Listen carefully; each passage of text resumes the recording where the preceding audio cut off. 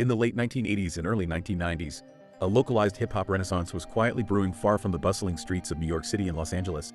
This was the era of the Midwest hip-hop underground, where culture was homegrown, gritty, and marked by a fiercely independent spirit. The Midwest, often overshadowed by coastal powerhouses, developed a unique sound that influenced the broader spectrum of hip-hop.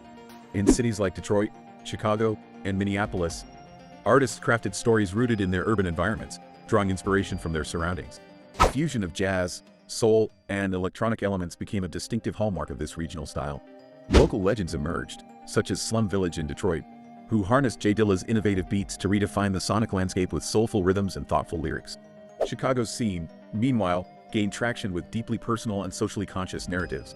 Artists here were not just focusing on the struggles of urban life, but also on self-awareness and the quest for identity. The impact of these sounds resonated beyond the Midwest, shaping artists nationwide who sought authenticity outside the mainstream.